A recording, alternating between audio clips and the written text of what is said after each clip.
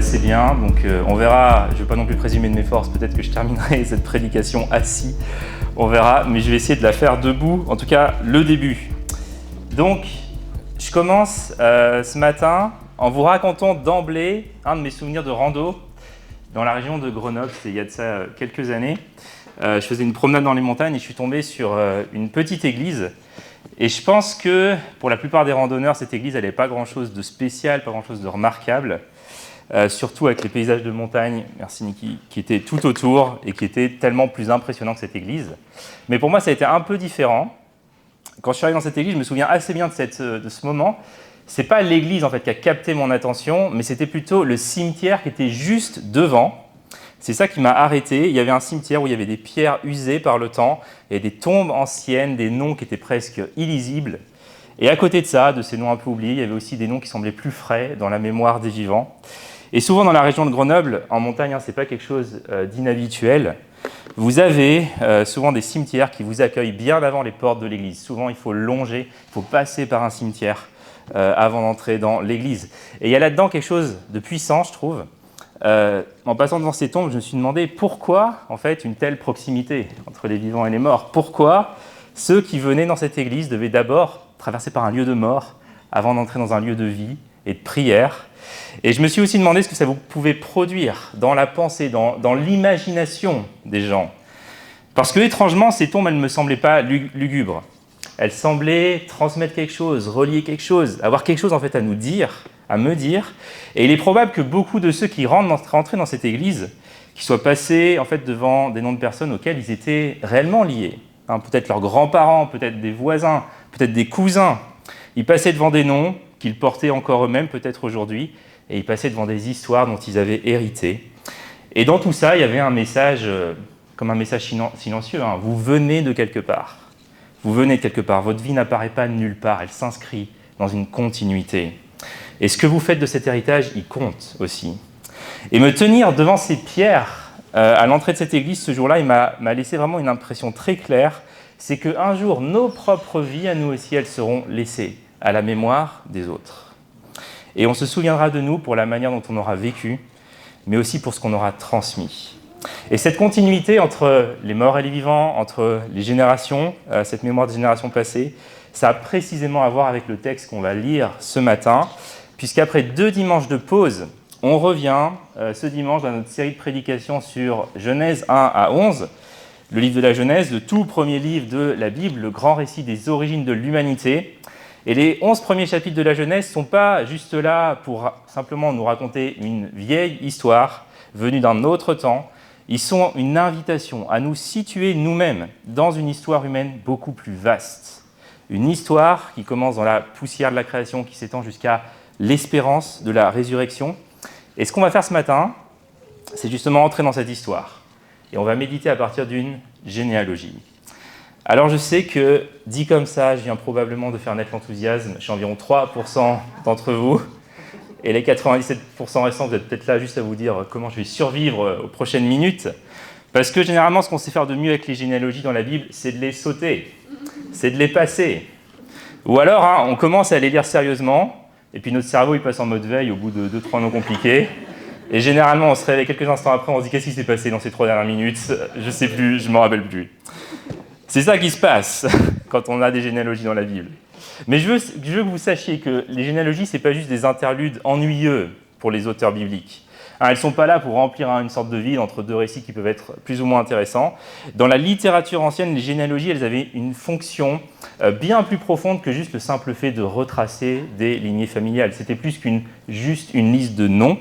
Elles servaient à raconter une histoire, à transmettre une identité et à aider les auditeurs à comprendre eux-mêmes où ils se situaient dans l'histoire. Et donc c'est particulièrement vrai dans la Genèse, où les généalogies ils sont profondément théologiques, parce qu'elles cherchent à révéler quelque chose de Dieu lui-même. Elles nous incitent, elles nous invitent à discerner les traces de la fidélité de Dieu dans le temps long de l'histoire humaine. Et honnêtement, ça demande de notre part un peu un effort particulier, parce qu'on n'a pas trop l'habitude de ça.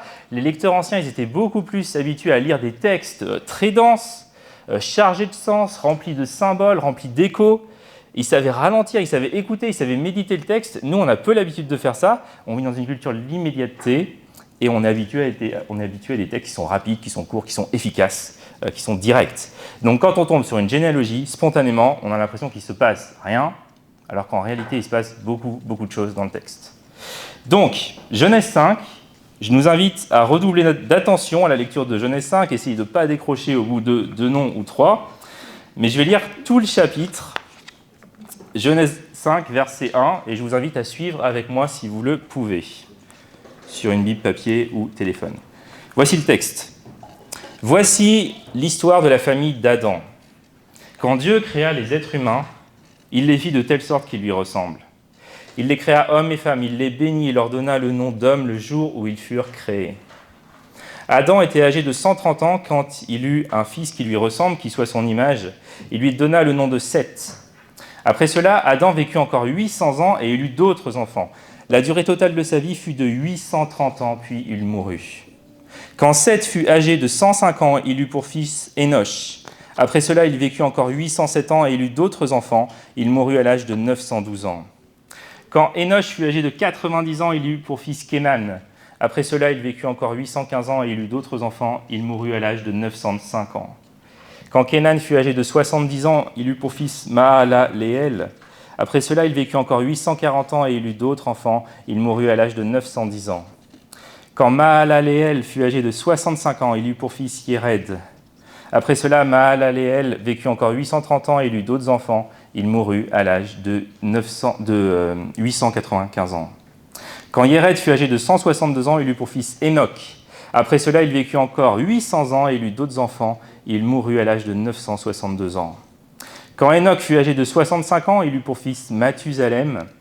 Après cela, Enoch mena sa vie sous le regard de Dieu durant 300 ans et il eut d'autres enfants. La durée totale de sa vie fut de 365 ans. Enoch vécut en communion avec Dieu, puis il disparut car Dieu le prit. Quand Mathusalem fut âgé de 187 ans, il eut pour fils Lémec.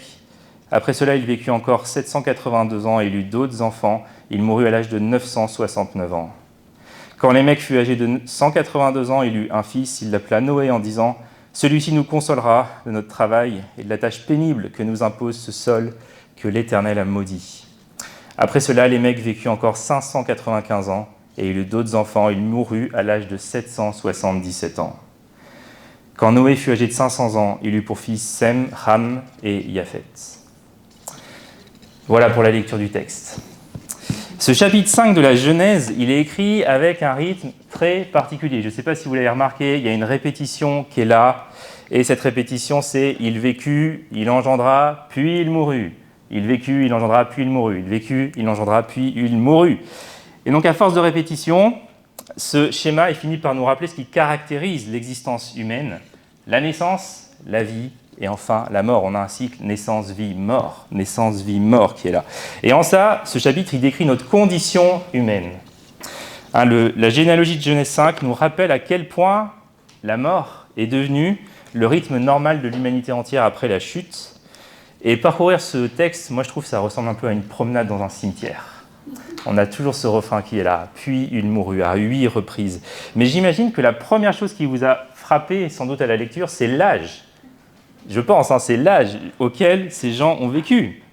Est-ce que vous pouvez imaginer vivre 930 ans comme Adam, ou 912 ans comme Seth, ou encore plus, 962 ans, avec Mathusalem, qui détient le record de longévité. Ça semble impossible de vivre aussi longtemps. Pourtant, des civilisations anciennes comme les Sumériens tenaient elles aussi des tables généalogiques. Et on a retrouvé des textes qui sont des listes de rois sumériens qui étaient censés avoir régné avant le déluge pendant des centaines et des centaines d'années. Et ces textes témoignent du fait que les hommes vivaient peut-être bien plus longtemps avant le déluge qu'après. Maintenant, la question qu'on pourrait discuter longtemps, c'est comment est-ce qu'il faut comprendre les très longues durées de vie attribuées aux hommes dans Genèse 5 ? Et vous avez totalement le droit de ne pas être d'accord avec moi, mais il me semble assez imprudent d'affirmer que l'auteur de la Genèse voulait absolument qu'on prenne ces âges au pied de la lettre. D'autant plus que nos trois principaux témoins du texte de Genèse 5, c'est-à-dire le texte massorétique, le Pentateuque samaritain et la Septante, ils présentent eux-mêmes des différences dans les nombres. Vous pouvez regarder le tableau là qui s'affiche derrière moi. Et sachez que je ne vous ai pas mis toutes les différences, parce qu'il existe parfois des écarts à la fois sur l'âge auquel les patriarches ont engendré leur premier fils et sur les années qu'ils ont vécues ensuite. Mais juste si on se concentre sur l'âge total des patriarches, on voit que ça correspond assez bien au début, mais sur la fin, on a des différences, hein, surtout si vous regardez Lémec, surtout si vous regardez le Pentateuque samaritain. Et ce qui est fascinant, c'est que ces nombres, ils ne semblent pas avoir été transmis comme des simples données biologiques. De plus en plus de commentateurs pensent qu'ils portent une signification symbolique, théologique. Par exemple, si vous regardez la colonne tout à gauche, vous verrez que la durée de vie des patriarches diminue progressivement à mesure qu'on approche de Noé et du déluge. Et on peut voir là-dedans quelque chose de significatif, comme si l'existence humaine devenait de plus en plus difficile dans un monde qui s'est éloigné de Dieu, comme si aussi l'humanité peut-être devenait de plus en plus mauvaise. Mais surtout, est-ce que vous avez remarqué une chose assez frappante, que vous avez, quel que soit le témoin du texte de Genèse 5, c'est qu'aucun de ces hommes n'a atteint l'âge de 1000 ans. Aucun ne franchit le cap du millénium, quelle que soit leur durée de vie. Et ce détail, il est peut-être plus significatif qu'il n'y paraît, parce que dans la Bible, le nombre 1000, c'est le symbole de la plénitude. C'est le symbole de la perfection. Et que personne n'ait vécu jusqu'à 1000 ans, ça semble indiquer que malgré leur exceptionnelle longévité, ces hommes sont tous morts de manière prématurée. Ils ont été emportés trop tôt. Leur vie a été écourtée. Ils ont été comme fauchés avant l'heure. Et on peut déduire de ces âges que quelle que soit la durée de notre vie, la mort reste toujours une anomalie. Il ne devrait pas en être ainsi. La mort est un voleur qui vient nous dérober la vie éternelle à laquelle Dieu nous avait destinés. Pour le dire autrement, Genèse 5, c'est une hécatombe. Et le fait que cette énumération de vie, engendrement, de mort, ça nous paraisse tellement banal, en fait, ça vient relever, ça vient révéler le drame de notre situation pour nous qui vivons après la chute. La mort est devenue pour nous une chose normale, tout à fait normale. Mais le récit de Genèse 1 à 11 est là pour nous rappeler qu'elle n'a rien de normal. Et le cas d'Hénoch, qui est enlevé par Dieu sans passer par la mort, il est justement là pour nous rappeler que la mort, ce n'est pas l'aboutissement normal du projet de Dieu pour l'humanité, mais c'est un ennemi et une conséquence tragique de la rupture entre l'homme et Dieu. Et après l'âge des patriarches, on peut aussi s'arrêter sur leur nom. Est-ce que vous avez remarqué que tous ou presque, c'est des inconnus? Je pense qu'on ne les connaît pas. À part 3 d'entre eux, Adam, Hénoch et Noé, on n'a en fait aucun détail sur la vie de ces personnes, si ce n'est qu'elles sont nées, qu'elles ont eu des enfants et qu'elles sont mortes. On ne sait rien d'autre sur elles. Et ça nous rappelle, il me semble, que l'histoire de notre monde est en grande partie faite de personnes comme elles, des anonymes dont personne ne se souviendra. Des hommes et des femmes ordinaires dont les noms ont traversé un instant le temps avant de complètement disparaître de la mémoire humaine. Et je suis peut-être désolé de décevoir certains d'entre nous ici, mais il y a peu de chances que vous ou moi, on apparaisse dans les manuels d'histoire.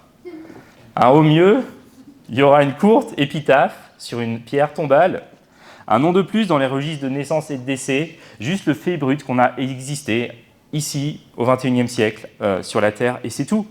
C'est tout ce qui restera de nous. Et c'est tellement dur d'accepter ça que la plupart d'entre nous, on essaye de ne pas y penser, en fait. C'est Blaise Pascal, le penseur français, dans ses pensées, il dit que les hommes, ils aiment tellement le bruit, l'agitation, les occupations incessantes, les divertissements et les jeux. S'ils aiment ça, c'est pas forcément parce qu'on y trouve le bonheur, mais c'est parce qu'on cherche à fuir la pensée de la mort qui nous attend tous. Et c'est vrai qu'on n'aime pas y penser.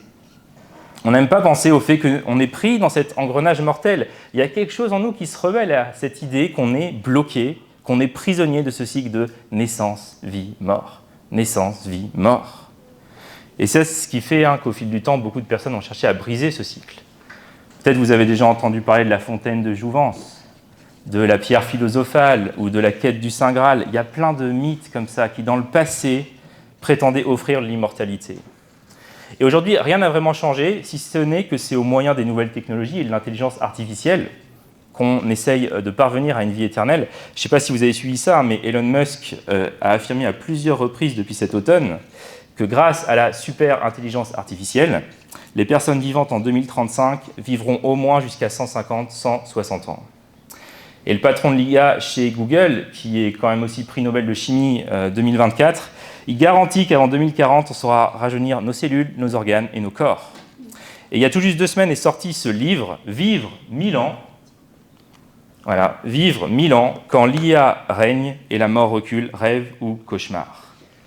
Et dans ce livre, la question est posée, que reste-t-il de l'humain quand la mort devient optionnelle ? L'un des 2 auteurs, Laurent Alexandre, qui a aujourd'hui 65 ans et dit même craindre de faire partie de la dernière génération à mourir. Autrement dit, pour les générations les plus jeunes et les suivantes, l'immortalité serait comme garantie ou à portée de main. Mais vous savez quel est le problème avec toutes ces tentatives pour dépasser la mort ? C'est que quand bien même on arriverait à prolonger la vie et même à atteindre, pourquoi pas, l'immortalité, grâce à notre ingéniosité, la vie qui nous serait donnée de vivre ici-bas n'est pas forcément une vie à envier, parce que ça sera toujours une vie dans ce monde-ci. Est-ce que vous pouvez imaginer vivre coincé indéfiniment dans un monde rempli de violence, d'injustice, de haine, de corruption, de souffrance ? Est-ce que vraiment on peut appeler ça une bénédiction, cette existence sans fin, mais avec toujours la maladie, toujours la souffrance, toujours les guerres, toujours les déceptions, toujours les relations brisées, toujours les regrets qui nous poursuivent, toujours les frustrations de jamais pleinement atteindre ce qu'on espère. Est-ce qu'on a vraiment envie de vivre coincé dans une telle existence ? Et c'est pour ça qu'il nous faut une meilleure solution que celle de l'ingéniosité humaine. Il nous faut une solution divine. Et est-ce que vous avez repéré que pour une personne dans cette généalogie, on ne trouve pas l'expression habituelle « puis il mourut ». Vous l'avez vu, il s'agit de qui ? Il s'agit d'Hénoch. Hénoch. Et donc je vous invite juste à relire ensemble les versets 21 à 24. Voilà ce qu'on lit à l'âge de 65 ans. Hénoch eut pour fils Mathusalem. Hénoch marcha avec Dieu 300 ans après la naissance de Mathusalem et il eut des fils et des filles. Hénoch vécut en tout 365 ans. Hénoch marcha avec Dieu, puis il ne fut plus parce que Dieu l'avait pris. La mort n'a pas pris Hénoch parce que Dieu l'a pris. Et là, l'engrenage implacable de naissance, vie, mort, il est enrayé, il est brisé. Alors bien sûr, on pourrait toujours dire que l'enlèvement d'Hénoch, c'est une exception, mais c'est une exception qui est éloquente. Parce que si Dieu a enlevé Hénoch, c'est pour nous dire que la mort, justement, n'aura pas le dernier mot. Elle est déjà en quelque sorte vaincue. Et à tous ceux qui mettent leur confiance en lui, Dieu offre la vie éternelle. Et la vie éternelle, c'est quoi ? C'est le fait de marcher avec Dieu. À 2 reprises en 3 versets, l'auteur insiste, Hénoch marcha avec Dieu. Et remarquez bien qu'il n'est pas dit d'Hénoch qu'il marcha devant Dieu. Ce qui sera dit plus tard d'Abraham et Isaac dans la Genèse, qui marchaient devant Dieu, ce qui veut dire qu'ils vivaient sous son regard. Il n'est pas non plus dit d'Hénoch qui marchait derrière Dieu. Ça, c'est le peuple d'Israël qui, plus tard dans l'Ancien Testament, devra marcher derrière Dieu, ce qui signifie le fait de suivre les commandements de Dieu. Mais il est dit qu'Hénoch marcha avec Dieu. Pas seulement le fait de marcher selon les commandements de Dieu, ni devant Dieu, mais avec lui. Et cette expression décrit, selon les commentateurs, la communion personnelle la plus intime avec Dieu. Hénoch avait fait de Dieu son compagnon de route. Il vivait en compagnie de Dieu. Et la Bible utilise cette expression même de marcher avec pour décrire les prêtres qui entraient dans le Saint des Saints, pour parler directement à Dieu, comme s'ils étaient face à face avec lui. La vie éternelle, donc, c'est le fait de marcher avec Dieu, et c'est une vie de qualité aussi. Et Genèse 5 a une façon surprenante de souligner ça, parce que est-ce que vous avez remarqué combien d'années a vécu Hénoch ? Quels que soient d'ailleurs les témoins du texte, 365 ans, effectivement. C'est-à-dire qu'Hénoch, il a vécu beaucoup moins longtemps que les autres, beaucoup moins longtemps, qui ont vécu presque tous plus de 900 ans, mais il a vécu 365 ans. Ça nous dit quelque chose, ce chiffre. C'est le nombre de jours d'une année complète. Et ça suggère pour les auteurs, pour les commentateurs, que sa vie formait un tout parfait. Vous voyez, la vie terrestre d'Hénoch n'a pas été peut-être aussi longue que celle de son père ou de son fils, mais elle fut assurément pleine, belle, complète, alors que leur vie à eux restait incomplète. Et je crois qu'on a là un rappel que la vie qui vaut vraiment la peine d'être vécue, même si elle est courte, la seule vie qui vaut vraiment la peine d'être vécue, c'est une vie vécue avec le Seigneur, une vie passée à marcher avec lui, dans une communion réelle avec lui, jour après jour. C'est ça, la vraie vie. C'est ça ce que Jésus appelle la vie en abondance. Pas juste une existence qui dure plus longtemps, quelques années de plus, mais une existence remplie de sa vie, de sa paix, de sa présence, de sa lumière. Et enfin, la vie éternelle que Dieu veut nous offrir et qu'on peut recevoir en lui faisant confiance. Non seulement c'est une vie d'une qualité inégalable, mais il y a aussi la quantité. Alors, on n'a pas à choisir entre une vie belle mais courte ou une vie longue mais frustrante. Dieu veut nous offrir les deux. Il veut nous offrir une vie parfaite en qualité et une vie infinie en quantité. Et si je vous dis ça, c'est parce que le dernier livre de la Bible, l'Apocalypse, nous fait la promesse qu'en fait, on va largement dépasser la durée de vie de ces patriarches. En Apocalypse 20, cette promesse est faite à tous les croyants qu'on va régner avec Jésus pendant 1000 ans. 1000 ans. On va passer cette barre symbolique des 1000 ans, du millénium, et on va vivre éternellement avec le Seigneur dans un monde où il n'y aura plus cri, plus deuil, plus souffrance, plus mort, plus maladie. Et si vous avez placé votre confiance dans le Dieu de la Bible, si vous avez mis votre confiance en Jésus, mort et ressuscité des morts, ça signifie que la dernière chose qu'on dira à votre sujet, ce ne sera pas « puis il mourut ». C'est pas ça qu'on dira. Mais votre histoire se terminera autrement. On pourra écrire sur votre épitaphe « il ou elle ne fut plus », non pas parce que la mort vous aura englouti, mais parce que Dieu vous aura pris avec lui. Et ça, c'est ce que Jésus dit en Jean 14. « Puisque moi je vis, vous aussi, vous vivrez. » C'est ça la promesse de Jésus. Notre avenir ultime, pour ceux qui appartiennent à Jésus, ce n'est pas le tombeau, ce n'est pas le néant, ce n'est pas la disparition, c'est la vie, l'éternité avec lui. Ça va jusque-là? Vous survivez à ces généalogies? Vous voyez qu'on arrive à en tirer des choses quand même. J'ai un dernier point pour nous aider à voir comment ce texte de la Genèse peut nous rejoindre et nous interpeller. J'aimerais parler, pour finir, d'héritage et de transmission. En Genèse, on a une lignée qui commence par Adam, qui se poursuit avec Seth. Mais cette généalogie qu'on a en Genèse 5, ce n'est pas la première dans la Bible, on en a une autre juste avant en Genèse 4. En Genèse 4, vous vous rappelez ce que c'est rapidement? C'était l'histoire de Caïn et Abel, avec Abel tué par son frère, Caïn. Et après ce meurtre, la fin de Genèse 4 nous rapporte une généalogie où il est question de la lignée de Caïn. Donc en l'espace de 2 chapitres, on a 3 fils d'Adam qui sont mentionnés. Abel qui est assassiné par son frère, Caïn, on a la généalogie de Caïn ensuite en Genèse 4, puis on a la généalogie de Seth qui est un autre fils d'Adam. Ça va, vous voyez, vous suivez? Et ce qui est intéressant, vraiment intéressant, c'est de mettre en fait ces 2 lignées en parallèle et d'observer un détail que le texte biblique met volontairement en avant, à savoir le 7e personnage de chaque généalogie. Parce que pour les lecteurs du Proche-Orient ancien, et plus largement dans toute la symbolique de la Bible, le chiffre 7, c'est un chiffre extrêmement important. Est-ce que vous savez ce qu'il symbolise, le chiffre 7 dans la Bible? C'est la perfection, c'est l'achèvement, c'est l'accomplissement parfait. Le monde est créé en 7 jours en Genèse 1. Et le chiffre 7, il revient constamment dans la Bible pour évoquer quelque chose qui a atteint sa pleine mesure. Alors, qui est-ce qu'on trouve en 7e position dans la lignée de 7? À votre avis, c'est qui? C'est Enoch. C'est Enoch. Vous arrivez à voir quand même. C'est Enoch. Si vous comptez attentivement depuis Adam jusqu'à lui, Enoch arrive précisément comme étant la 7e génération.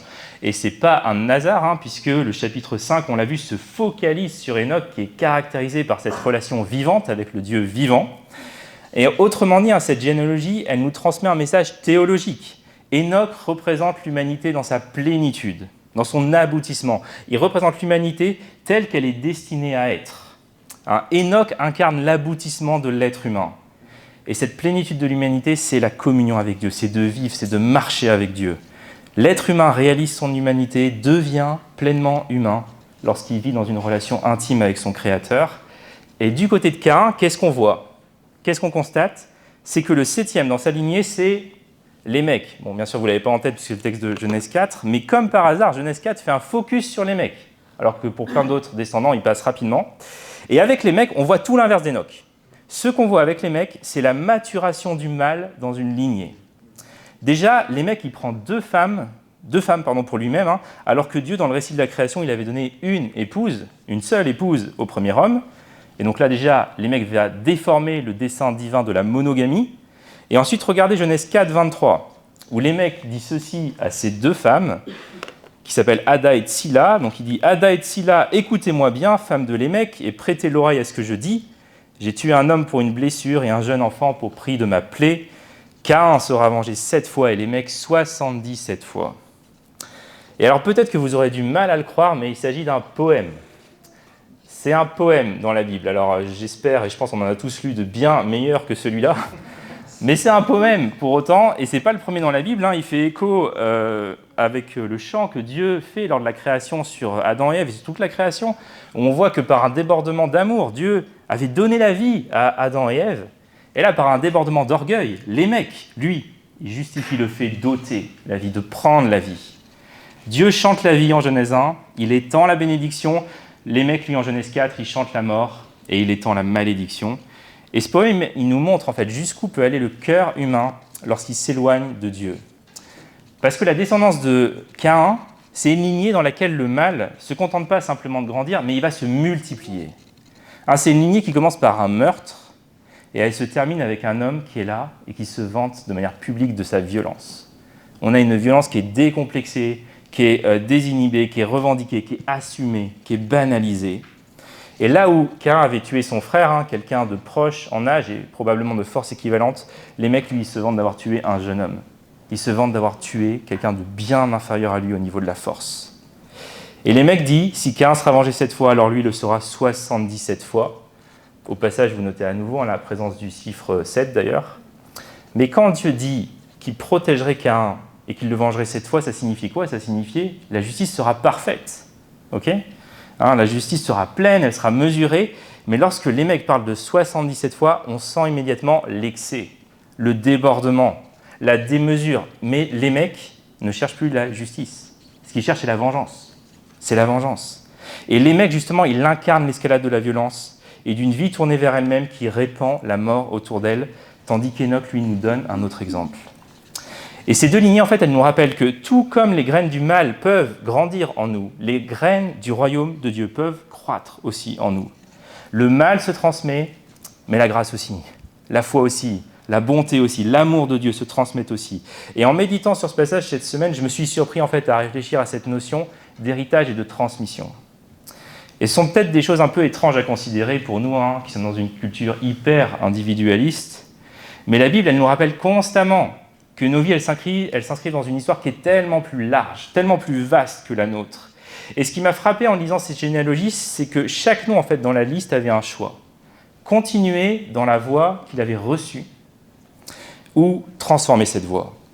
Transmettre à son tour les douleurs, les blessures héritées ou marcher vers la bénédiction. Écrire sa vie par ses propres forces ou accepter de marcher avec Dieu. Et vous savez quoi? Ce même choix, il est devant nous aujourd'hui. On a tous reçu un héritage, en fait. Qu'on en soit conscient ou pas, on a tous reçu un héritage. Et une partie de cet héritage est belle, l'autre partie est brisée. Et même si on n'a pas choisi l'histoire dans laquelle on est né, on va choisir en fait ce qu'on va faire de cette histoire. On peut répéter ce qu'on a reçu ou permettre à Dieu de commencer quelque chose de nouveau à travers nous, dans notre lignée. On n'est pas condamné à répéter encore et encore les schémas destructeurs des générations qui nous ont précédés. Et toute la Bible est remplie d'histoires d'hommes et de femmes qui se sont associés à Dieu pour changer la trajectoire de leur histoire familiale. Vous avez Joseph, par exemple, dans la Genèse, qui échappe au schéma dysfonctionnel de rivalité et de jalousie qui sont là dans sa famille, et il va choisir, lui, la voie du pardon et de la réconciliation. Vous avez Rahab qui quitte une vie de prostitution pour entrer dans le peuple de Dieu et devenir une mère et une ancêtre du Christ. Vous avez Jonathan qui grandit sous l'autorité de Saül, un père qui est consumé par l'insécurité, par la violence, par la jalousie. Mais il refuse d'entrer dans cette logique et avec humilité, il va choisir de soutenir le plan de Dieu pour David, même si ça va lui coûter. Il y a les rois Ézéchias et Josias aussi qui se détournent de l'idolâtrie, de la méchanceté des rois de leur lignée afin d'apporter un renouveau spirituel au peuple de Dieu. Et Dieu, en fait, ne nous emprisonne pas dans notre histoire familiale. Il nous incite à collaborer avec lui pour apporter guérison et changement et pour éradiquer le péché de nos lignées. Alors, j'aimerais qu'on puisse s'interroger et se demander peut-être comment est-ce que le mal a été autorisé à grandir et à s'enraciner dans nos lignées familiales. Quel schéma, quelles croyances ou quelles attitudes face à la vie se sont transmises dans l'histoire de ma famille? Quel est le fruit pourri suspendu aux branches de votre arbre généalogique? Parce que la question, c'est pas est-ce que ça existe, mais c'est plutôt qu'est-ce que c'est? Qu'est-ce que c'est? Qu'est-ce qu'on va en faire aussi de ce fruit? Comme le dit le pasteur et auteur 1 Peter 4.0, Jésus peut être dans ton cœur, mais ton grand-père est dans tes os. Ce qui veut dire que ceux qui nous ont précédés, bien sûr, nous influencent. Mais est-ce que vous pouvez penser aux personnes qui vous ont élevé ou influencé ? Si votre père, par exemple, était distant, absent ou imprévisible, c'est possible que vous vous retrouviez à anticiper ces mêmes comportements dans toutes vos relations, y compris avec Dieu d'ailleurs. Si l'amour n'était donné que quand vous réussissiez, vous pouvez supposer que l'amour de Dieu et des autres doit toujours se mériter. Si vous avez été rejeté, abandonné plus jeune, vous pouvez porter inconsciemment cette conviction profonde que tôt ou tard, les autres aussi, ils finiront en fait par se lasser, ils finiront forcément par partir. Et mon point, c'est que nos attachements précoces, ils ont une influence considérable sur notre façon de vivre et de fonctionner aujourd'hui. Ils façonnent notre façon d'aimer et d'être aimé. Ils influencent notre rapport à l'intimité, à la confiance, à la vulnérabilité, au conflit. Ils affectent la manière dont on interprète les réactions des autres, dont on gère nos peurs, dont on construit nos relations. Tout ça, c'est des voix intérieures. Et elles continuent de résonner encore bien, bien longtemps en nous, bien longtemps après qu'on ait quitté la maison familiale. Mais c'est pas tout. Est-ce que vous pouvez penser aussi à l'environnement dans lequel vous avez grandi ? Parce qu'on n'est pas seulement façonné par des personnes, on est aussi façonné par une culture, par une façon de voir le monde qui nous entoure depuis l'enfance. Et presque toutes les cultures portent des préjugés, des préférences ou des attentes très marquées. Certaines cultures valorisent certaines émotions, d'autres les minimisent, d'autres les ridiculisent, voire les interdisent. Mais c'était quoi la normalité émotionnelle dans votre environnement ? Pour certains, la foi, elle occupait une place centrale. Pour d'autres, elle était confuse ou totalement absente. Et tout ça, ça façonne qui on est. Et enfin, il y a les schémas. Et ça, c'est tout ce qui se répète, de génération en génération. C'est les règles familiales non dites. C'est les comportements et réactions qui reviennent encore et encore. Elles ne sont jamais explicitement enseignées, mais elles sont absorbées.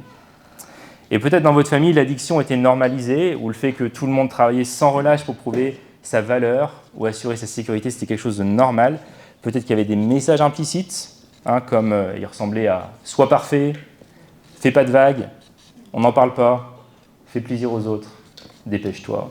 Ça, c'est des messages implicites qui sont là, et ils nous façonnent. Et lorsqu'on ne prend pas le temps de les examiner, en fait, tous ces schémas, ça devient notre mode automatique. Et vous savez quoi ? Le mode automatique, c'est bien souvent l'endroit où les dysfonctionnements se cachent le mieux dans nos vies.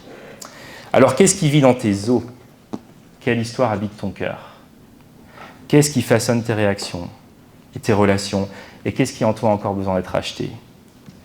Et au fond, ces généalogies de Genèse 1 à 11, même si elles peuvent nous sembler un peu ternes, un peu monotones à première vue, lorsqu'on s'arrête vraiment, en fait, elles deviennent un miroir et une invitation à considérer nos propres vies et à le faire en étant conscient que si on ne le fait pas, on va transmettre, ou on risque de transmettre en fait, à ceux qui vont nous suivre tout ce qu'on n'a pas à traiter.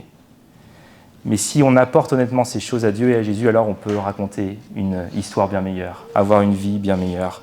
Dans l'église, le discipulat, souvent, c'est un mot qu'on utilise pour décrire notre fidélité, notre relation à Jésus. Et parfois, ce mot, il est un peu abstrait, j'ai l'impression, quand on en parle, mais le discipulat, en fait, c'est ce travail quotidien qui consiste à inviter Jésus dans toute notre histoire, le passé, le présent, le futur. C'est apprendre à lui confier les choses dont on est fier et les choses juste qu'on essaye d'oublier. C'est lui confier ça. C'est orienter sa vie et son cœur vers Dieu, vers tout ce qu'il peut, et aussi, écoutez bien ce que je vais dire, vers tout ce qu'il veut accomplir. Pas juste ce qu'il peut accomplir, mais ce qu'il veut accomplir. Et je ne suis pas en train de vous dire tout va être réparé du jour au lendemain, mais on est invité à régulièrement laisser Jésus entrer dans les parties de notre histoire qui sont bloquées, qui sont douloureuses, et à lui faire confiance pour ce qu'on pensait être sans espoir. Seth, on l'a vu, en Genèse 5, il a inauguré un nouvel héritage. Enoch, il a pris cet héritage et il l'a sublimé, il l'a magnifié. Et Noé, lui, il a porté le poids de générations entières marquées par la violence, par la corruption. Mais il a continué de croire que Dieu, dans sa grâce, dans sa bonté, n'en avait pas fini, mais préparait encore un avenir pour lui, pour sa famille et pour l'humanité. Et ces hommes, ils n'ont pas juste survécu à leurs histoires. Et on n'est pas censé le faire, nous non plus. On est censé vivre. Ils ont choisi d'entrer dans l'histoire rédemptrice de Dieu. Et ils ont cru que la grâce de Dieu pouvait être plus forte que l'héritage qu'ils avaient reçu. Et la réalité, c'est qu'on va tous laisser un héritage, les amis. Que vous vous mariez ou non, que vous ayez des enfants ou non, on va tous laisser un héritage. Et la question, c'est quel sera cet héritage ? Est-ce qu'on va suivre le chemin de Caïn et de Lémec, en nous déclarant justes à nos propres yeux, en continuant dans des voies de mort, d'autodestruction ? Est-ce qu'on va suivre le chemin de Seth plutôt, d'Enoch, de Noé, le chemin de ceux qui ont choisi de marcher avec Dieu? Et c'est aussi peut-être l'une des vérités, et je vais terminer là, mais importante de ce message, c'est que quoi qu'on vous ait transmis, en fait, ça vous a été transmis par des relations. Et bien souvent, la guérison suit le même chemin. Hein, on a été blessé par les relations, et c'est pas étonnant que Dieu choisisse également fréquemment de nous restaurer à travers des relations également. Alors ma question pour vous ce matin, c'est simplement, est-ce que vous êtes prêt à tendre la main et à demander de l'aide? Est-ce que vous allez enfin prendre rendez-vous pour cet accompagnement que vous remettez à plus tard depuis tellement longtemps? Est-ce que vous allez trouver quelques frères ou sœurs de confiance avec qui vous pouvez être honnête, confesser vos luttes, prier les uns pour les autres et recevoir ensemble la grâce et le pardon de Dieu? Parce que l'ennemi, le diable, les amis, il aimerait vous faire croire que vous êtes coincés, qu'il n'y a rien que vous puissiez faire, qu'il n'y a rien qui ne changera jamais. Mais ce n'est pas vrai. C'est pas vrai. La miséricorde de Dieu est nouvelle chaque matin. Et même si vous luttez contre une chose toute votre vie, un comportement, une pensée, quoi que ce soit, même si c'est ça, votre vie, ça ne signifie pas que votre vie est un échec. Vous pouvez laisser un héritage magnifique. Celui d'un homme ou d'une femme qui n'a jamais cessé de combattre. D'une personne qui, par la grâce de Dieu, s'est relevée encore et encore, d'une personne qui a refusé de laisser le péché et la mort avoir le dernier mot dans sa vie, vous pouvez laisser cet héritage. Et parfois, il m'arrive de penser à cette citation d'Isaac, le Syrien. Il dit ceci, il dit « Ne tombe pas dans le désespoir à cause de tes chutes, car tu ne dois pas les croire incurables. Il y a en effet un guérisseur. » Il y a un guérisseur, il y a un sauveur. Il y a un Dieu qui restaure ce qui semblait définitivement brisé. Alors qu'est-ce qu'on va faire de l'héritage qu'on a reçu? Même si vous devez mourir demain, vous pouvez choisir encore aujourd'hui de planter les graines, de semer les graines d'un nouvel héritage. Jésus a dit il suffit d'une graine de moutarde. Mais il y a un guérisseur, il y a un sauveur, et il désire marcher avec vous. Alors c'est ça l'invitation de Genèse 5. Cimetière et église. Vivant et mort. Mémoire et espérance. Héritage et transmission. Ce qui a été, ce qui pourrait être. Nos vies font partie de la grande histoire de Dieu. C'est une partie de la grande histoire de Dieu. Et elles comptent. Nos vies comptent. Nos histoires comptent. Et nos choix comptent. Parce que notre péché ne sera jamais une fatalité, mais ça peut être un matériau que Dieu peut transformer pour nous ouvrir vers un avenir nouveau. Alors je voulais vous laisser avec un temps de méditation et de réflexion. J'ai demandé à l'équipe de venir jouer. Et on va terminer par ce temps. Ça sera un temps individuel pour le coup, mais où vous pouvez prendre le temps d'écouter Dieu et de réfléchir à ce que vous avez entendu ici. Et en particulier, cette question de qu'est-ce qui vit dans vos os? Qu'est-ce qui vit dans tes os? Quelle histoire habite ton cœur ce matin? Qu'est-ce qui façonne nos réactions, nos émotions, nos pensées? Bon, c'est bon. Ouais, c'est bon. Qu'est-ce qui en nous a encore besoin d'être acheté? J'ai juste prié que peut-être le Saint-Esprit vous montre quelque chose en particulier ce matin. Peut-être quelque chose qui est dans votre angle mort, ou quelque chose qui est peut-être déjà très très présent pendant la prédication qui est venue à vous. Et juste priez pour ça, pour que Dieu relève les schémas, les croyances, ou les attitudes face à la vie qui se sont transmises dans l'histoire de votre famille, qui vous montrent ce fruit pourri qui peut être là, suspendu aux branches de votre arbre généalogique. Et que vous puissiez être amené à faire un choix vis-à-vis de ça. Seigneur, je te remercie pour ta parole et pour ce texte dense, mais dont on peut vraiment tirer quelque chose, à savoir ta fidélité dans l'histoire humaine, dans le temps long de l'histoire humaine. Tu es le Dieu de nos vies individuelles, mais tu es le Dieu de l'histoire avec un grand H. Tu es un Dieu des générations. Et de génération en génération, ta fidélité ne nous lâche pas. Ne nous abandonne pas. Tu veux être un père pour chacun ici. Et je te prie, Seigneur, que ce matin, tous ceux qui le veulent rentrent dans la bergerie, rentrent dans cette maison du Père et sachent qu'il y a un bon berger, un bon Père dans les cieux qui nous aime et qui veut prendre soin de nous et de nos vies et qui, lui, ne nous oublie pas, même à l'heure de notre mort, mais nous donne cette espérance de la vie éternelle et de la communion éternelle avec lui. Et Seigneur, je prie maintenant que tu ouvres nos yeux et que tu mettes devant les yeux de chacun de manière nette une chose, un comportement, une croyance, une attitude, des schémas qui sont là et qui nous font souffrir. Et que toi, Seigneur, tu veux venir transformer pour nous amener à vivre cette vie en abondance, à vivre une vie de joie, de liberté. Parce que ce matin, Seigneur, tu nous rappelles qu'il y a plus. Il y a plus de joie, il y a plus de liberté, il y a plus de vie. Et tu veux nous donner cette vie, Seigneur. Seigneur, ouvre nos yeux, donne-nous de voir ce qui bloque la vie. Ce dont on a hérité dans les générations passées et qui forme comme un barrage, donne-nous de le voir ce matin et d'en faire quelque chose avec toi, en marchant avec toi, de transformer cet héritage. Pour qu'au jour de notre mort, on laisse derrière nous un héritage dont on sera fier. Pas parce que nous, on est parfaits, mais parce que toi, tu es plein de grâce et de miséricorde. Et tu changes le mal en bien, Seigneur. Viens agir dans nos vies. Viens parler à nos cœurs. Maintenant, au nom de Jésus.